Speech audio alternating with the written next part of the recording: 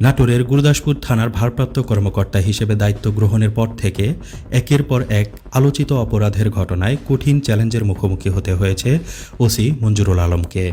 বিশেষ করে পরপর কয়েকটি ডাকাতির ঘটনায় পুরো উপজেলা জুড়ে সাধারণ মানুষের মধ্যে নিরাপত্তাহীনতা ও উদ্বেগ তৈরি হয়েছিল। স্থানীয় সূত্রে জানা যায়, অল্প সময়ের ব্যবধানে সংঘটিত একাধিক ডাকাতির ঘটনায় আইনশৃঙ্খলা পরিস্থিতি নিয়ে নানা আলোচনা শুরু হয়।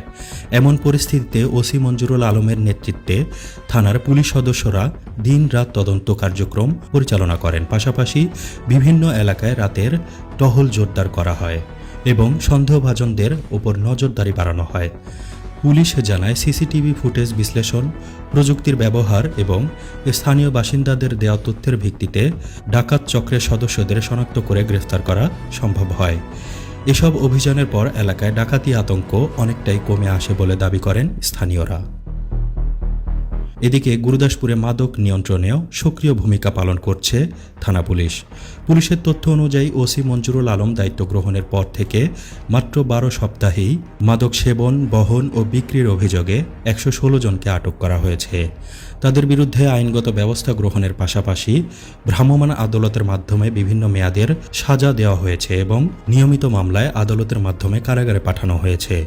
এছাড়া চিহ্নিত মাদক বিক্রয় কেন্দ্রগুলোতে ধারাবাহিক অভিযান চালিয়ে কয়েকজন মাদক ব্যবসায়ীকে আটক করা হয়েছে। ফলে মাদক কারবারিদের মধ্যে চাপ সৃষ্টি হয়েছে এবং অনেক এলাকায় প্রকাশ্যে মাদক বিক্রির প্রবণতা কমেছে বলে স্থানীয়দের একাংশের দাবি। গুরুদাসপুর উপজেলার বিভিন্ন শ্রেণী পেশার মানুষের সঙ্গে কথা বলে জানা যায়, আইনি কোনো সমস্যা বা অভিযোগ নিয়ে থানায় গেলে পুলিশ সদস্যরা আগের তুলনায় দ্রুত সাড়া দেওয়ার চেষ্টা করছেন। অনেকেই জানান, প্রয়োজন হলে ওসির সঙ্গে সরাসরি কথা বলে পরামর্শ ও সহযোগিতা পাওয়ারও সুযোগ তৈরি হয়েছে। তবে সচেতন নাগরিকরা মনে করেন, আইনশৃঙ্খলা পরিস্থিতি আরও উন্নত রাখতে পুলিশের পাশাপাশি সাধারণ মানুষের সহযোগিতাও সমান গুরুত্বপূর্ণ।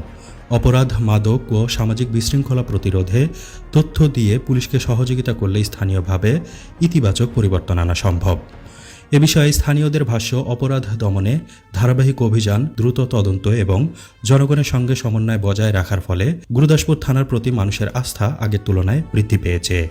তবে এই ইতিবাচক ধারা ধরে রাখতে পুলিশের পাশাপাশি জনগণেরও দায়িত্বশীল ভূমিকা অব্যাহত রাখা প্রয়োজন।